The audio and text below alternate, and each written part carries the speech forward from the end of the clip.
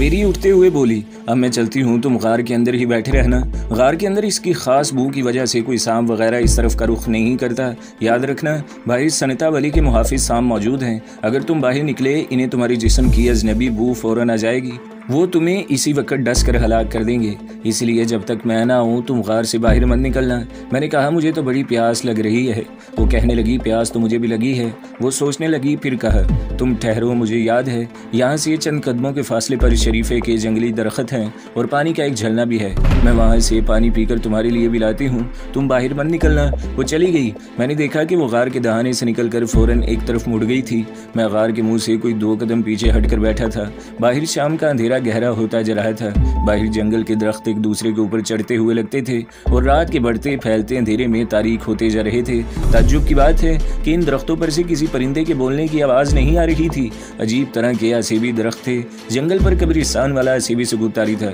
इस वक्त मुझे ख्याल आया कि मेरी बीवी जमीला को तो बहुत बड़ा डर लग रहा होगा। इसको इस किस्म के असेबी माहौल में रहने की भला कहाँ आदत थी। अपनी बीवी जमीला के ख्याल से मेरा दिल भर आया। औलाद की मोहब्बत, बीवी की मोहब्बत, बहन भाइयों और माँ बाप की मोहब्बत, ये इंसान की बड़ी कमज़ोरियाँ होती हैं। लाख इख्तलाफ हों, आपस में लाख लड़ाई झगड़े हों, लेकिन ये मोहब्बतें कभी कम नहीं होती और मुसीबत का वक़्त पड़ने पर यही याद आते हैं। मैं फ़ौजी आदमी हूँ और फ़ौज में भी कमांडो फोर्स में रह चुका हूँ। पक्का कमांडो था, सख्त जान था और जिस्म भी मजबूत था, रूह भी मजबूत थी। लेकिन जमीला को याद करके मेरी आंखें भर आई थी। मैंने इतना ज़रूर किया कि फ़ौरन अपने जज्बात पर काबू पा लिया और आंसुओं को आंखों से बाहर नहीं आने दिया। कावेरी वापस आ गई। इसने दोनों हाथों से कुछ पकड़ रखा था। अंधेरे में दूर से कुछ पता न चला। करीब आई तो मालूम हुआ कि इसने केले के एक बड़े पत्ते का कटोरा सा बनाकर इसमें पानी भरा हुआ था। कहने लगी, तुम पानी पियो, मैं तुम्हारे लिए जंगली शरीफे और केले लाती हूँ। पत्ते का कटोरा मेरे हाथ में देकर वो दोबारा वापस चली गई। मैंने पानी पिया तो मुझे होश सा आ गया। हलक वाकई खुश्क हो रहा था। इस बार कावेरी वापस आई तो अपनी साड़ी की झोली में जंगली शरीफे डाल रखे थे। जर्द जंगली केलों का एक गुच्छा इसके हाथ में था। कहने लगी, तुम अपनी भूख मिटाओ, मैंने वहीं थोड़ा बहुत खाकर पानी पी लिया, बाकी जो कुछ बचे रख लेना। हो सकता है हमें 2-1 रोज़ इसी गार में रहना पड़े। मैं जाती हूँ, मेरी नसीहत याद रखना, गार से बाहर कदम मत निकालना। ये कहकर वो गार से निकलकर रात के अंधेरे में गुम हो गई। मैं शरीफे और केले खाने लगा। केले छोटे छोटे थे, इनमें हरी छील के केलों वाली खुशबू नहीं थी। मीठे ज़रूर थे, शरीफे भी थोड़े खटमिठे थे, मगर इस वक्त ये बड़ी नेमत मालूम हो रहे थे। मैं गार के दहाने से थोड़ा पीछे होकर दीवार के साथ लगकर बैठ गया और सोचने लगा कि क्या कावेरी वापस आ जाएगी। अगर वो किसी मुसीबत में फंस गई तो मेरे लिए मुश्किल पैदा हो जाएगी। जमीला मुझसे और दूर हो जाएगी। मैं रिवॉल्वर से मुठ के पुजारियों को तो ख़त्म कर लूँगा, लेकिन यहाँ जो जहरीले सांप उन्होंने छोड़ रखे हैं, इनका मुकाबला कैसे कर सकूँगा। रात का अंधेरा पूरी तरह छा चुका था। जंगल की खामोशी और ज़्यादा गहरी हो गई थी। इस बात का मुझे इत्मीनान था कि गार में कोई सांप बाहर से नहीं आएगा, लेकिन मच्छर और चींटियाँ मुझे तंग करने लगे थे। मैं बार बार जगह बदलता और मच्छरों को हाथों से इधर उधर हटा देता। आसमान पर बादल ज़रूर थे, मगर ना हवा चल रही थी, ना अभी बारिश शुरू हुई थी। वक़्त का कुछ अंदाज़ा नहीं रहा था। कुछ पता नहीं चल रहा था कि रात कितनी गुजर चुकी है। नींद भी नहीं आ रही थी। बस जागता रहा, मच्छरों को मारता रहा, चींटियों को मसलता रहा और रात गुजरती चली गई। कावेरी को गए मेरे अंदाजे के मुताबिक 2-2.5 घंटे हो गए थे। गार के दहाने की तारीकी जंगल की तारीकी में घुल मिल गई थी। कुछ मालूम नहीं हो रहा था कि गार का दहाना कहाँ ख़त्म होता है और जंगल का अंधेरा कहाँ से शुरू हो जाता है। 1-2 बार मच्छरों ने ज़्यादा तंग किया तो बेख्तियार जी चाहा कि गार से बाहर निकल जाऊँ, कम से कम बाहर खुली फ़िज़ा तो होगी। फिर ख्याल आता कि कावेरी ने मना किया हुआ है, कहीं सचमुच किसी तरफ से कोई सांप निकल कर हमला न कर दे। रात यकीनन आधी से ज़्यादा गुजर चुकी थी कि मुझे बाहर पत्तों पर किसी के कदमों की आहट सुनाई दी। मैंने सांस रोककर गार के दहाने की तरफ देखा। वहाँ घुप अंधेरा था। इस अंधेरे में कोई शय हरकत कर रही थी। मैंने पूछा, कौन है? रिवॉल्वर मैंने हाथ में ले लिया था। दूसरी तरफ से कावेरी की आवाज़ आई, मैं हूँ कावेरी। मैंने रिवॉल्वर जेब में रख लिया और खुदा का शुक्र अदा किया। जल्दी से पूछा, मेरी बीवी का कुछ पता चला? तुम इससे मिली हो? कावेरी मेरे करीब बैठ गई। कहने लगी, ज़रा सांस लेने दो, सब कुछ बताती हूँ। लगता था कि वो बहुत सी मालूमात हासिल करके आई है। दिल में दुआ मांगने लगा कि या खुदा ये कोई खैर की खबर लाई हो। कावेरी कहने लगी, तुम्हारी बीवी जिंदा है? मैंने इत्मीनान का सांस लिया। मैंने बेताब होकर पूछा, वो कहाँ है? मुझे बताओ। वो जहाँ भी होगी मैं इसे वहाँ से निकाल कर ले आऊँगा। कावेरी के चेहरे पर कुछ फिक्र परेशानी के असरात थे। कहने लगी, वो जहाँ पर है तुम आसानी से वहाँ नहीं पहुँच सकोगे। क्यों नहीं पहुँच सकूँगा? मैंने कहा, तुम मुझे बताओ तो सही, मैं इसे तलवारों की छाव से निकाल कर ले आऊँगा। कावेरी मेरे पास बैठ गई। गार के बाहर जंगल भी अभी तारीख थी। मुझे इसके जिस्म का धुंधला खाका ही नजर आ रहा था। गहरी सांस लेकर कहने लगी, सनतावली मुठ के पुजारी सपेरों ने तुम्हारी बीवी पर बाग अतसू का चिल्ला पूरा कर दिया है। पूरा कर दिया है तो फिर क्या हुआ? मेरी बीवी जिंदा तो है। मैं दिन निकलने से पहले इसे वहां से निकाल लाऊंगा। मेरे पास भरा हुआ रिवॉल्वर है। ये पुजारी सपेरे मेरा कुछ ना बिगाड़ सकेंगे। मैं पहरा देने वाले सांपों से भी निमड़ लूंगा। कावेरी अंधेरे में मेरी तरफ देख रही थी। वो चुप थी। मुझे कावेरी के इस अंदाज को देखकर बेचैनी सी महसूस रही थी। मैंने कहा, कावेरी तुम मुझे साफ साफ क्यों नहीं बताती कि असल बात क्या है? तब मुझे कावेरी ने असल मुसीबत बताते हुए कहा, तुम्हारी बीवी जिंदा जरूर है, मगर इसके अंदर नाग अतसू की रस्में पूरी करने के बाद नागन की सारी खसलतें पैदा हो गई हैं। मेरा जिस्म खौफ और तशवीश से जैसे सर्द पड़ने लगा। मैं अंधेरे में कावेरी के चेहरे की तरफ देख रहा था। इसकी बात मेरी समझ में नहीं आ रही थी कि मेरी बीवी में नागन की खसलतें पैदा हो गई हैं। मैंने पूछा, ये तुम क्या कहती हो? वो बोली, करमदाद, तुम्हें ये बताते हुए मुझे बड़ा दुख महसूस रहा है कि तुम्हारी बीवी आदि नागन बन चुकी है। अभी इसमें ये काबिलियत पैदा नहीं हुई कि औरत से नागन बन जाए, लेकिन जो पुरस्रार मंत्र इस पर फूंके गए हैं और पुजारी सपेरों ने इस पर जो नाग जादू किया है, इसके असर से शायद कुछ वक्त गुजरने पर तुम्हारी बीवी में औरत से नागन सांप बन जाने की काबिलियत पैदा हो जाए। मैं रात के अंधेरे में बुत बना कावेरी की हैरत अंगेज और यकीन में न आने वाली बातें सुन रहा था। किसी वक्त लगता कि ये सच कह रही है, किसी वक्त महसूस होता कि ये फजूल बातें हैं। जमीला मुसलमान है और एक मुसलमान पर इन तोहमात और जादूगरियों का कभी असर नहीं हो सकता। मैंने कावेरी के बयान को मजाक में उड़ाने की कोशिश करते हुए कहा, कावेरी मैं मुसलमान हूँ और मुसलमान इस किस्म की तोहमात पर कभी यकीन नहीं कर सकता। तुम मुझे सिर्फ इतना बता दो कि मेरी बीवी सनतावली मुठ में किस जगह पर है, बाकी सब कुछ मैं संभाल लूंगा। कावेरी बोली, मैंने तुम्हें बता भी दिया तो तुम कैसे वहां पहुंचोगे? रास्ते में कदम कदम पर बेहद जहरीले सांप पहरा दे रहे हैं, वो तुम्हें रास्ते में ही डसकर हलाक कर देंगे। मैंने कावेरी के दोनों हाथों को अपने हाथ में ले लिया और मिन्नत समाजिद के लहजे में कहा, कावेरी तुम्हें अपने भगवान की कसम है, मुझे मेरी बीवी के बारे में बता दो कि वो मुठ में किस जगह पर है। यकीन करो सांप मेरा कुछ नहीं बिगाड़ सकेंगे। मैं जमीला को निकाल कर जिंदा सलामत वापस आ जाऊंगा। कावेरी सोच में पड़ गई। कहने लगी, करमदाद, तुम अपनी बीवी को वापस लाकर एक बहुत बड़ी मुसीबत में फंस जाओगे। इस पर जो पुरस्रार और खूनी मंत्र फूके गए हैं और शीश नाग के जिस चिल्ले में से इसे गुजारा गया है, इसके बाद तुम्हारी बीवी नाग देवता की खास नागदासी बन चुकी है। बहुत मुमकिन है कि इसकी यादाश्त भी गायब हो गई हो सकता है वो तुम्हें बिल्कुल ना पहचाने।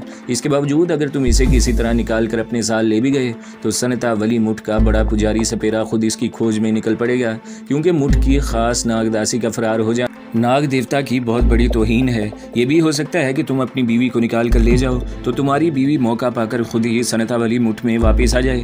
अगर वो खुद वापस ना आई तो पुजारी सपेरा स्याह नाग के साथ खुद इसकी तलाश में निकल पड़ेगा। पुजारी सपेरे को और इसके स्याह नाग को तुम्हारी बीवी की बू आ जाएगी। तुम्हारी बीवी जहाँ कहीं भी होगी पुजारी सपेरा वहाँ पहुँच जाएगा और तुम्हारी बीवी को काबू करके वापस ले आएगा। अगर तुमने मुजाहमत की तो वो अपने स्याह नाग से डसवा कर तुम्हें भी हलाक कर देगा। ये बातें मुझे हजारों बरस पहले के जंगली इंसानों की बातें मालूम हो रही थी। कावेरी जो कुछ बयान कर रही थी मुझे इस पर ज़रा सा भी यकीन नहीं आ रहा था।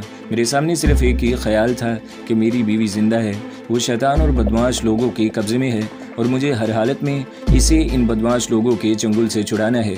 कावेरी जब अपनी राम कथा सुना चुकी तो मैंने बड़े पुरएतमाद लहजे में कहा, कावेरी अगर तुम्हें मुझसे और मेरी बीवी से थोड़ी बहुत भी हमदर्दी है और तुम वाकई मेरी मदद करना चाहती हो तो अपने भगवान के लिए मुझे सिर्फ इतना बता दो कि मेरी बीवी जमीला को सनतावली मुठ के बदमाशों ने कहाँ कैद में कर रखा है। इसके बाद मैं तुमसे कुछ नहीं पूछूंगा, फिर मैं जानूं और मेरा काम जाने। कावेरी ने अब मेरा हाथ अपने हाथों में ले लिया और बड़ी दर्दमंदी के साथ बोली, ये तुम्हारी हमदर्दी और तुम्हारी बीवी के साथ मिलाने का ही ख्याल है जो मुझे यहाँ खींच कर ले आया है, वरना मैं देवगिरी के मंदिर से फरार होकर झांसी भोपाल की तरफ भी जा सकती थी। मैं जो कुछ तुम्हें कह रही हूँ इस पर यकीन करो। अगर तुम्हारी बीवी को वहाँ से निकालना आसान होता तो मैं इसे अपने साथ ही लेकर आती। ये बात भी मेरे पेश नज़र थी कि कावेरी को अपनी जान का खतरा भी लगा हुआ है। नाग देवी के मंदिर का एक मूजी सांप इसको हलाक करने के लिए बराबर इसका ताक़ुब कर रहा था। इस तरह कावेरी की तवज्जो दो तरफ बढ़ चुकी थी। एक तो वो मेरी बीवी को मुश्किल से निकालना चाहती थी, दूसरे इसे अपनी जान की भी फिक्र थी। इसके पीछे लगा हुआ सांप किसी भी वक्त जंगल में इसे डस कर हलाक कर सकता था। वो मुझे बता चुकी थी कि इसका दुश्मन सांप इसके करीब करीब पहुंच गया है। इसने सांप की बू महसूस कर ली है। इसके बावजूद ये दलेर औरत मेरे लिए वहाँ बैठी हुई थी, वरना वो बड़ी आसानी से भारत के किसी भी शहर, किसी भी सूबे की तरफ फरार हो सकती थी। कावेरी ने मुझे इतना बता दिया था कि मेरी बीवी सनता वली मुठ के तहखाने में बंद है और मुठ के पुजारी सपेरे और इसके सांप इस पर पहरा दे रहे हैं। मैं इन सपेरों से तो निमट सकता था, मगर सांपों का मुकाबला करना मेरे बस में नहीं था। एक दो सांप होते तो मैं इन्हें ख़त्म कर देता, मगर यहाँ तो बकौल कावेरी के जहरीले सांप कीड़े मकोड़ों की तरह चल फिर रहे हैं। मेरी समझ में नहीं आ रहा था कि इन सांपों से बचकर मैं अपनी बीवी के तहखाने तक कैसे पहुँचूँगा और फिर वहाँ से अपनी बीवी को निकाल कर सांपों से बचाते हुए कैसे वापस आऊँगा। इस मुहिम को सर करने के लिए मुझे कावेरी की रहनुमाई की सख्त ज़रूरत थी। मैंने बेबसी के साथ कहा, तो फिर तुम मुझे क्या मशवरा देती हो? क्या तुम इसे किसी तरह निकाल कर यहाँ तक नहीं ला सकती? इसने कहा, मैं खुद इसी सोच में हूँ। आज का दिन गुजर जाए, रात का अंधेरा होते ही मैं दोबारा सनता वाली मुठ की तरफ जाऊँगी और इस बात का जायज़ा लूँगी कि मैं तुम्हारी बीवी को वहाँ से किस तरफ से और किस तरीके से निकाल सकती हूँ। वो दिन हमने गार में बैठ कर ही गुजार दिया। आसमान इसी तरह अबर आलूद था, मगर बारिश नहीं हुई थी। इस दौरान कावेरी फिजा को थोड़ी थोड़ी देर बाद सूंघ लेती थी। कहने लगी, किसी वक्त मुझे अपने दुश्मन सांप की बू आती है और किसी वक्त दूर हो जाती है। मेरा ख्याल है कि दुश्मन सांप यहाँ सनता वली मुठ के सांपों की वजह से जंगल में आगे बढ़ते हुए घबरा रहा है। वो क्यों? मैंने पूछा। कावेरी ने जवाब में कहा, सनता वली मुठ के सांप बड़े जहरीले और गुस्सीले सांप हैं। बाहर से कोई भी सांप आ जाए वो इस पर ज़रूर हमला कर देते हैं। शायद इसी ख्याल से मेरा दुश्मन सांप यहाँ तक आते हुए हिचकिचा रहा है, मगर इतना मुझे अंदाज़ा हो गया है कि वो इसी जंगल में है और इस इंतज़ार में है कि मैं इसे कहीं नज़र आ जाऊँ और वो वहीं मुझे डस कर हलाक कर दे। जब शाम का अंधेरा गहरा हो गया और जंगल में बादलों और दरख्तों के गुंजान होने की वजह से रात होने से पहले ही रात की तारीकी छा गई, तो कावेरी मेरी बीवी के फरार का जायज़ा लेने के लिए सनता वली मुठ की तरफ चल दी। जाने से पहले मैंने इसे कहा, कावेरी, दुश्मन सांप से होशियार रहकर जाना। अगर तुम्हें कुछ हो गया तो मैं अपने आप को कभी माफ़ नहीं करूँगा। इसने मुस्कुराते हुए कहा, फिक्र न करो, अगर मेरे दुश्मन सांप को मेरी बू आ जाती है तो मुझे भी इसकी बू आ जाती है। वो इतनी आसानी से मुझे अपना शिकार नहीं बना सकेगा। कावेरी चली गई। इसके जाने के बाद मुझे बार बार यही ख्याल आने लगा कि दुश्मन सांप जंगल में मौजूद है, कहीं वो कावेरी को गाफिल पाकर डस न ले। अगर ऐसा हो गया तो मुझे तो कुछ पता नहीं कि सनता वली मुठ किस जगह पर है और शैतान सिफ्त पुजारी सपेरों ने मेरी बीवी को जिस जगह कैद कर रखा है, मैं वहाँ तक किस तरह पहुँचूँगा। मैं खुद इस पोजीशन में नहीं था कि इसके पीछे जा सकता। जिस गार में हमने पनाह ले रखी थी वहाँ से लेकर सनता वली के मुठ तक जहरीले सांपों की हुकूमत थी। कावेरी तो फिर सांपों की बू पाकर इनसे बचाव के कोई तरीका इख्तियार कर सकती थी, लेकिन मेरे लिए इनसे बचना मुश्किल था। इसके बावजूद ये इस बहादुर औरत की हिम्मत थी कि वो महज मेरे और मेरी बीवी के साथ इंसानी हमदर्दी की वजह से अपने आप को ख़तरे में डाले हुए थी। मैं इन्हीं ख्यालात से उलझा रहा और गुजरी हुई रात की तरह वो रात भी आहिस्ता आहिस्ता गुजरती रही। वक़्त का कोई एहसास नहीं था। मच्छर और चींटियां हमलावर हो रही थीं और मैं इनका मुकाबला भी कर रहा था और जंगल की खामोशी पर कान भी लगा रखे थे कि कब कावेरी के आने की आहट सुनाई देती है। काफ़ी वक्त गुजर गया, कावेरी ना आई। मैं गार में उठकर कभी इस तरफ हो जाता, कभी दूसरी तरफ होकर बैठ जाता। आग जलाकर धुआं भी नहीं कर सकता था कि मच्छरों से जान छूटे। कावेरी ने मुझे ऐसा करने से मना कर दिया था। धुएं की बू पुजारी सपेरों तक जा सकती थी और वो ये मालूम करने वहाँ आ सकते थे कि इलाके में आग किसने जलाई है और हमारा भेद खुल सकता था। जंगल पर एक बार फिर रात की गहरी खामोशी तारी हो गई। इस खामोशी में किसी वक्त सीटी की बारीक सी आवाज़ सुनाई दे जाती थी। कावेरी ने मुझे बताया था कि ये जंगल में पहरा देने वाले मुहाफिज सांपों की आवाज़ है। इस आवाज़ को सुनकर मेरे जिस्म में खौफ की सर्द लहर सी दौड़ जाती है। सांप इंसान का ऐसा दुश्मन है कि जिसका कुछ पता नहीं होता कि कब किस तरफ से आकर अचानक हमला कर दे। और इस जंगल के सांप ऐसे जहरीले थे कि बकौल कावेरी के जिसको डस लें इसकी इसी वक्त मौत वाक़ई हो जाती है। आखिर मुझे जंगल की खामोशी में किसी के कदमों की आहट सुनाई दी। मैं आंखें फाड़ कर जंगल के अंधेरे में देखने लगा। तारीकी में से एक साया मेरी तरफ बढ़ रहा था। मैं उठ खड़ा हुआ। साया करीब आया तो मैंने कावेरी को पहचान लिया। इसका सांस कुछ फूला हुआ था। कहने लगी, एक सांप ने मुझ पर हमला कर दिया था। क्या वो तुम्हारा दुश्मन सांप था? नहीं, कावेरी ने सांस दुरुस्त करते हुए कहा। इसकी बू मेरे दुश्मन सांप की नहीं थी, वो सनता वली का मुहाफिज सांप ही था। ऐन वक्त पर मुझे इसकी बू आ गई और मैंने दौड़ना शुरू कर दिया। जब इसका सांस ठीक हो गया तो इसने बताया कि वो सनता वली मुठ का पूरा जायजा ले आई है। जमीला अभी तक इसी तहखाने में कैद है। कैद नहीं कहना चाहिए, क्योंकि नाग गैया की रस्में अदा हो चुकने के बाद इसकी अपनी आदि शख्सियत ख़त्म हो गई होगी और अब इसके दिल में वहाँ से फ़रार हो जाने का ख्याल नहीं आता होगा। कुछ नाग देवी के पुजारियों ने जमीला को सांप से सारी रात डसवा कर इसके खून में सांप की खसूसियात पैदा कर दी थी। बाकी की कसर सनता वली मुठ के पुजारी सपेरों ने इस बेचारी पर सांपों के खुफिया मंत्र फूंक कर इसको सांपों के चिल्ले के मराहिल से गुजार कर पूरी कर दी है। बहरहाल चूँकि तुम हर हालत में अपनी बीवी को यहाँ से निकाल कर साल ले जाना चाहते हो, इसलिए हम इसे निकालने की पूरी कोशिश करेंगे। मैंने पूछा, तुमने वहाँ से जमीला को निकाल लाने की कोई तरकीब भी सोची है? तुम तो सारी जगह खुद देख कर आई हो। वो कहने लगी, सनता वली मुठ के पीछे गहरी खाई है। मैंने इस खाई में उतर कर देखा है। ये ज्यादा गहरी नहीं है। ये खाई आगे जाकर एक नहर के किनारे पर निकल आती है। नहर वहाँ से ज्यादा दूर नहीं है। जमीला को तहखाने से निकालने की सूरत में हमें इसी खाई से गुजर कर नहर पर आना होगा। यही रास्ता मुझे सबसे ज्यादा महफूज लगता है, क्योंकि खाई में से गुजरे हुए मुझे किसी सांप की बू नहीं आई। नहर ज्यादा बड़ी नहीं है। पश्चिम की तरफ नहर की पार जटाधारियों का 6 कोस का जंगल है। इस जंगल के आगे ढायागढ़ का रेलवे स्टेशन आता है। एक बार हम वहां तक पहुंच गए तो सनता वली मुठ के सांपों और पुजारी सपेरों से महफूज हो जाएंगे। हाँ, तुम्हारी बीवी के फरार का जब इन लोगों को पता चलेगा तो पुजारी सपेरा इसकी तलाश में निकल पड़ेगा। फिर सिर्फ इसे एक सपेरे और इसके सांपों का खतरा होगा। मैंने कहा, हम जमीला को मुठ के तहखाने से निकालेंगे कैसे? कावेरी ने कहा, इसकी सिर्फ एक ही सूरत है, तुम मेरे साथ चलोगे और जहाँ मैं तुम्हें छुपने को कहूँगी तुम वहाँ छुप कर मेरी वापसी का इंतजार करोगे। भगवान ने चाहा तो मैं तुम्हारी बीवी को साथ ही लेकर आऊँगी। मैंने कहा, क्या हम अभी ना मुहिम पर निकल चलें? कावेरी बोली, ये काम हमें आज रात ही करना होगा, मगर अभी नहीं। मैं इधर देख कर आई हूँ, अभी वहाँ पुजारी सपेरे भजन कीर्तन कर रहे हैं। इनका भजन कीर्तन जो वो सांपों के आगे करते हैं आधी रात तक जारी रहेगा। हम रात के पिछले पहर यहाँ से निकलेंगे। कावेरी को वक़्त का अंदाज़ा था। वो सनता वली मुठ में पुजारी सपेरों को सांपों के आगे भजन कीर्तन करते देख कर आई थी।